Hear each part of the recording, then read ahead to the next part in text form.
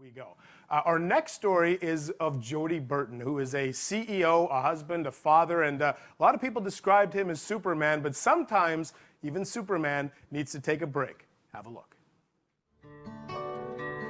I wasn't about to let some illness or whatever this cause was take me down, but it was, and it continued to. I started seeing some holes in the cape.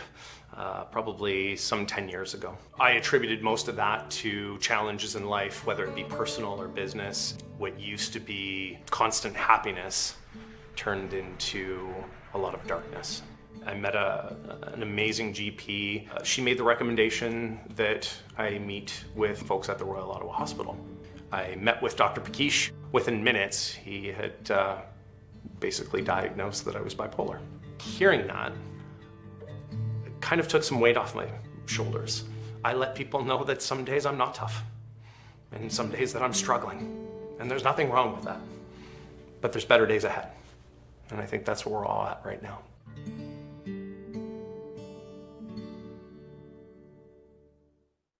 And on this Wednesday morning, very pleased to be joined in person here by Jody Burton. And I know we talked about this. This potentially could be emotional. I want to say, first of all, thank you so much for sharing your story. I thought you did a wonderful job on CTV Morning last week. Let's talk about this. You self-described Superman, but sometimes it's hard to even get out of bed. Yeah, for sure. I think that running a company in today's day and age is challenging for anyone, and especially given the times and the circumstances that we're all living through right now. For me, there's certain days that are more challenging than others.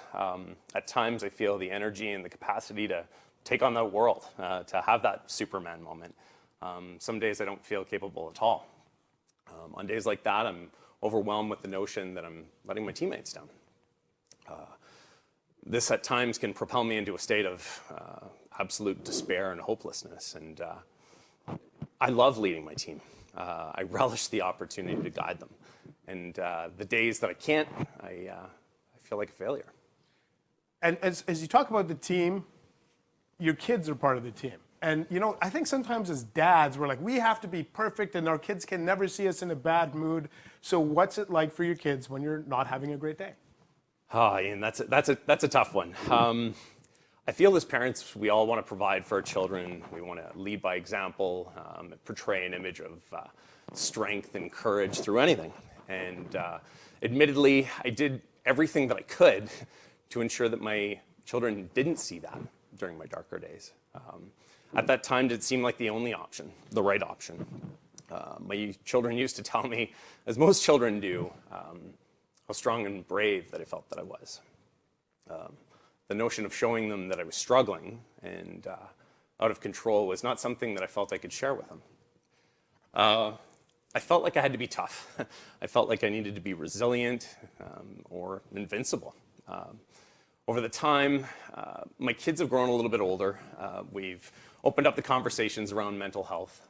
I've shared some of my struggles with them, and we're working collectively as a family to try and get through these hard times together. You know, you and I had a conversation last week leading into this, and I said to you, one of the things is people have this sort of preconceived notion of bipolar. If you're bipolar, you're thinking you're either this or that.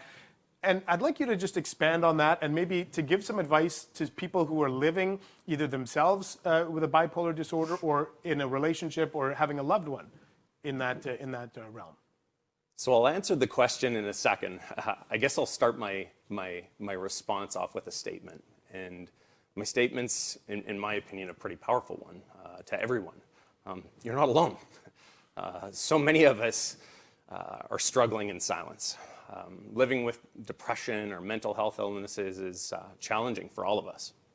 The uncertainty of why I'm feeling this way or what I can do to make myself feel or operate as I once used to seems so daunting at times.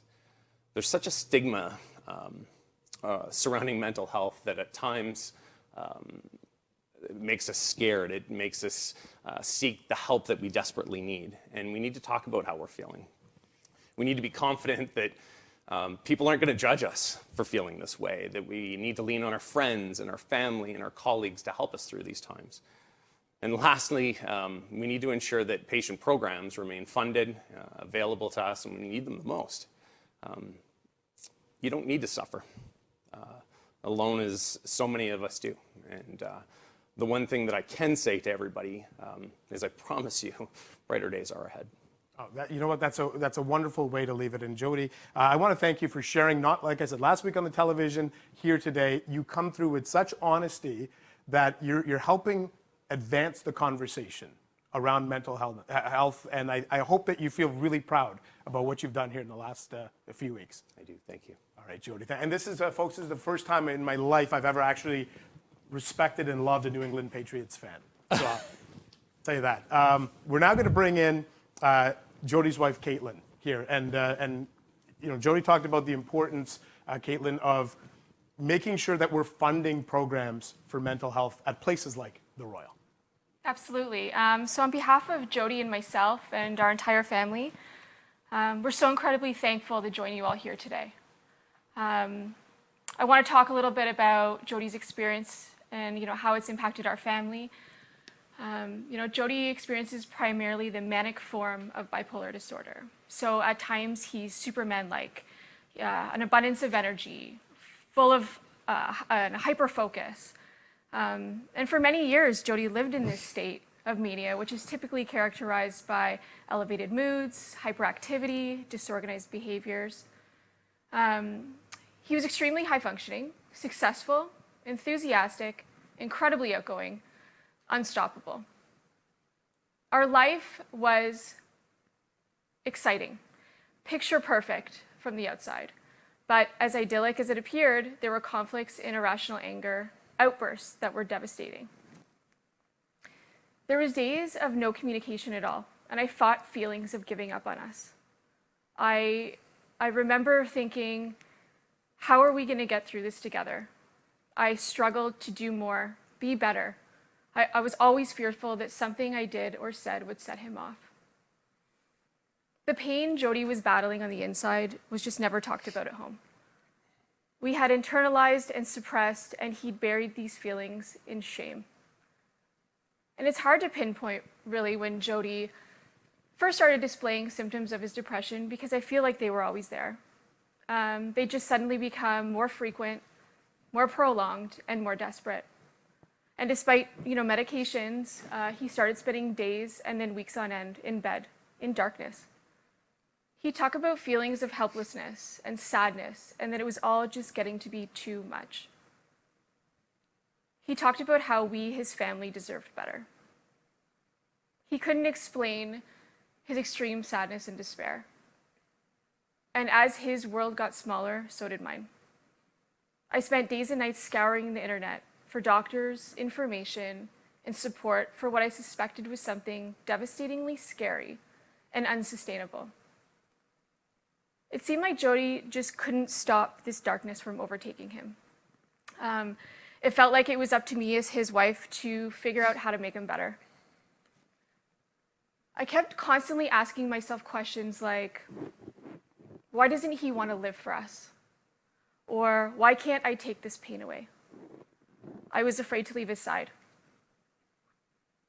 Every time I left the house, it was with this laden, sickening feeling that today would be the day he couldn't fight through it anymore and he would take his own life. I checked on him hourly. I made sure I was home each day before the school bus. I checked every room one by one, not knowing what I would find. For a long time, we minimized the severity and the repercussions of Jody's behaviors. We made excuses for his impulsivity, his sudden outbursts, and the changes in mood. We rationalized that it was just the stresses that come with our fast-paced lifestyle, our demanding careers, and raising 2 teenagers in a blended family. We didn't talk about it with anyone. We didn't talk about it with our friends, our kids, our family, and heartbreakingly, we didn't even talk about it with each other.